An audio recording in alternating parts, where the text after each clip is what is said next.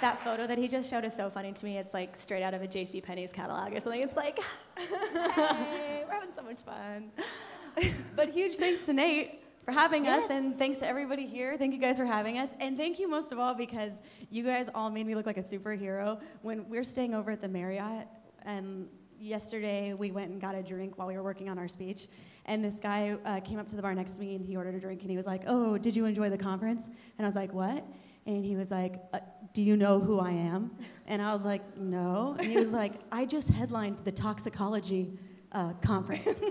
And I was like, "Well, do you know who I am?" And he was like, "No." And I'm like, "I'm headlining Moniker's Creative Mornings tomorrow." So, and he just walked off. But it made me look really cool, and so I was pretty stoked about it. But anyways, we're super excited to be here. Yeah, there's so many of you. It's funny, Nate, I think, was trying to make us feel good about this. He's like, "You guys are like the second biggest turnout we've had." I was like, "Second out of 3, hey, not bad." Has there only been 3? Yeah. But I'm still proud that we beat somebody. I don't know who we beat, but sorry. Sorry, buddy. Okay, so basically, I'm Amy. This is Jen. To give you a little quick backstory, we're of Chutzpah Design in Newport Beach. That's in Orange County, which is a couple In-N-Outs and one nipple-shaped nuclear factory away from you guys. Yeah. And Santa Nova, you guys probably already know it. Shout out to Santa. Yes, Santa. Yeah. Basically, we mostly do branding, everything from websites, logos, all the things that you need to get started with a company. We work with a lot of startups, but we've also had the chance to work with some bigger companies like Google and Stella Artois and do some really cool things. So that's why you should care slightly about what we have to say, I guess. I don't know, maybe not. Let's all be honest. You're just here so you have an excuse to go to work late. And free coffee and donuts. You don't care what we have to say. But let's all pretend for a quick moment that you care. Because at the end, by the way, live tweet this. At the end, we're going to look through our Twitter feeds, just like add us. And we're going to pick our favorite tweets, and we're going to give you some free posters to the 3 top favorites. So get clever, people. Get clever. But anyways, so we're talking about ink. Oh, but before we talk about ink, actually, let's explain our name. A lot of people are like, "What the heck?" And it's like when you spell it to people for support on the phone, you know, they're like, "Can you give me your email address?" You're like, "It's at HOODZ," and they just stop listening. You're like, D and a Z? That makes no sense. Why would you put a D and a Z next to each other? They just stop. But chutzpah is based on a Yiddish term that means bold, brazen, unapologetic, just someone who is just shamelessly confident in what they do. And that's what we always wanted to be in our company, and it's what we wanted to be for other people when we were branding them too. So we just kind of put our last name in there, and it still is chutzpah. We thought it was clever. It doesn't make any sense on the West Coast because there's no Yiddish here, apparently. Yeah. So, but when we used to live in New York, this was like a very common term. So common. Yeah. But anyways, other synonyms, if you're still confused what chutzpah, that's how you say it actually. It's like a throat clearing thing, kind of like croissant. But nobody says croissant because you sound like a total D-bag when you say it like that. So you say croissant so you don't spit on the girl at Starbucks.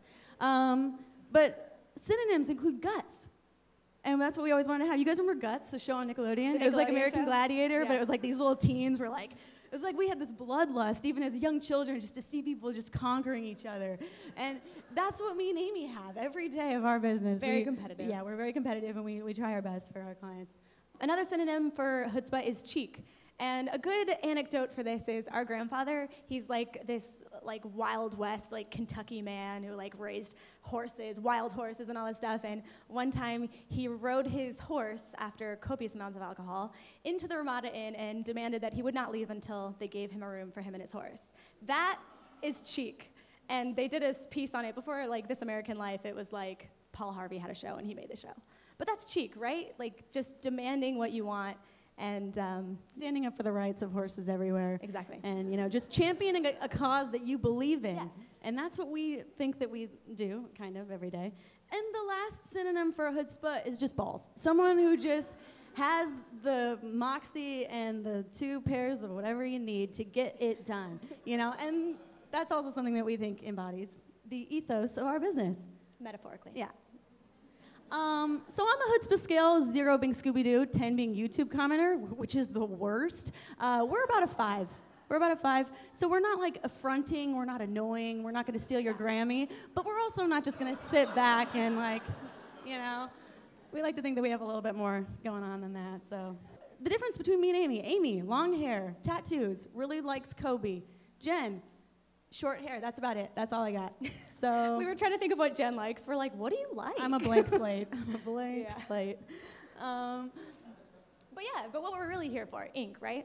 So ink is basically when Nate called us up to do this, he was like, you think you're interested in this? And I was like, well, yeah. We both started out as fine art majors, and so we always start out with pen and ink first instead of computers. That's just what we're used to doing. And so I was like, well, yeah, ink. Ink is great because I've always loved it because when you start, you have to just boldly be like, hey, I'm probably going to screw this up because ink is this imperfect medium. But you have to be bold, you have to go for it, and you have to embrace the mistakes that you make along the way. And he was like, perfect, that's perfect. Let's talk about that. And that's definitely been the case with our whole life story, right? Like, nothing's ever a perfect scenario. Nothing's ever just handed to you on a platter. There's always going to be hiccups. There's always going to be bumps in the road. And in an imperfect world, Amy wouldn't be here. It'd just be me, Like, but I have to share my life limelight with Amy. Yeah. That's just like Such one a of those bummer. things you just have to deal with, you know? And you just roll with the punches. You roll with the punches. You embrace it. It becomes like this marketing strategy. Yeah. It kind of works out, yeah. People love twins. It doesn't matter who you are, like old, young, male, female. It's like you're a walking freak show. And I know, because when I see twins, I freak out. And you'd think I'd be over it, but I'm not. So, So ink. Yeah. But the other great thing about ink is, it forces you to stop expecting perfection, which is a total, if you think about it, expecting perfection out of anything, out of a project, out of a person, out of someone you're dating, is really cruel. And you have to expect that instead of it being perfect, and instead of you being really upset because it didn't work out exactly as you planned, when you're working with ink and you make that wrong line or you smear it, you just go with it. And you just figure it out. And that's the true test of creativity, is being able to like work around it and find like this hack that makes it work anyways. And that's what's exciting. So our encouragement to you guys is, as ink as a metaphor, is just start. Just start something. Stop sketching, stop drawing, and just freaking do it, Just go for it. Yeah, I mean, there's a point where you want to plan, right? You don't want to just jump in head first. But if you're always planning and always talking, you're that guy. Like that guy that you meet, and he's always like, oh yeah, I'm working on this project, and it's going to be really cool. And then you see him next year, and he's like, yeah, I'm still working on that project, and it's going to be super cool. And he's like every guy you've ever met at an LA party, right? So it's like, okay, but like, when are you gonna stop talking about it and actually do something? Like, I'm so tired of hearing you talk about it. So instead of being scared of failing, you just gotta start and realize, you know what, it's not gonna be perfect, and it's easy. It's better going in with that expectation than being like, I have to make this the best thing ever. Because then whatever you come up with in the end, you're gonna be like, hey, this is way better than I expected. But sometimes you have to pivot. Sometimes you just have to start, and then it didn't work out, but you just pivot, and you just work with it as you can. And sometimes you just have to realize it's not going to fit around this 90-degree corner. Like, we should just stop. This sofa's not that important. So, and you just have to move on. By the way, Amy asked for the Rachel last time she got her hair done. Oh, yeah. And she got the Farrah instead. I got the Farrah. But that's okay. And just keep going. Once you've started, just keep going. Sweaty hands be damned. This is where I tell you a little personal anecdote. So I'm an illustrator. I work in ink all the time, but I have extremely sweaty hands, and it's really frustrating. So every time I drew this perfect illustration and everything's going super well, and then I just like brush my hand across it and smear the whole thing. So it can be really frustrating, and I'm kind of like Elsa from Frozen, except I'm like Elsa from Frozen in summer, It's like, because it's wet, and it's just like sweaty. Just gross. So instead of it being exciting, it's like, oh, God. And then when I'm going to shake your hand, you're like, please, no. So I'm sorry. Let's just hug, okay? Yeah. It's really sweaty. We're huggers.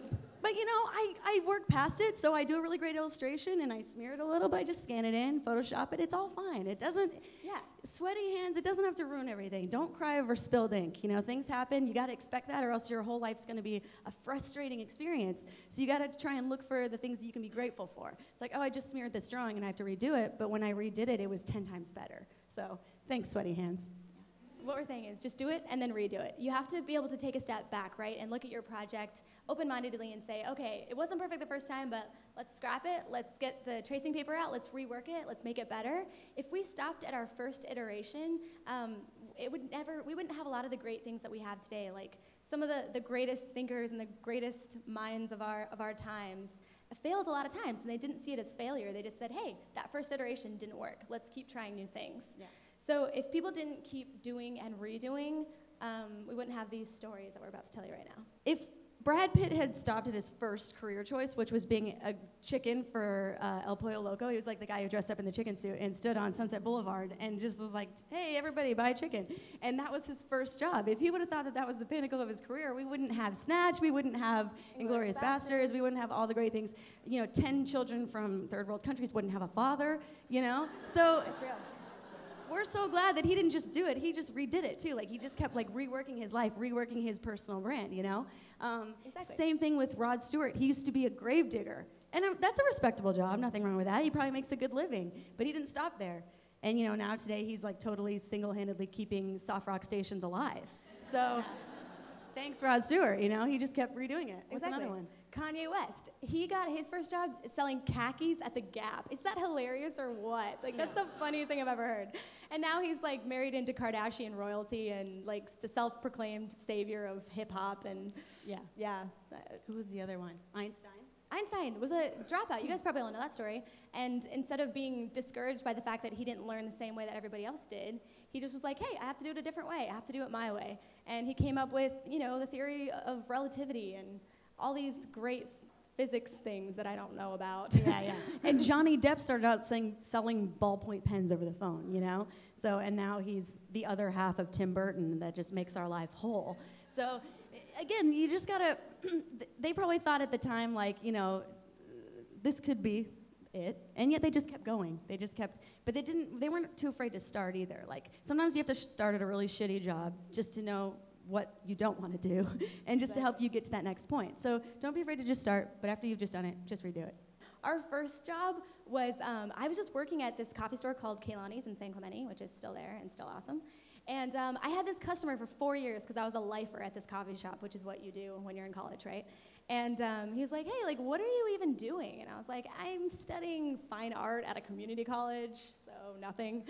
And he was like, hey, I've got this internship for graphic design. We need 2 interns, it's paid. I'll teach you what you need to know. And I was like, you know what? That's art, right? It's an applied art. And I was like, yeah, why don't I do that? Let's do that. I need to get out of this coffee job. And he's like, well, hey, we need somebody else. Do you know anybody? And I'm like, I have a twin sister who is also good at art.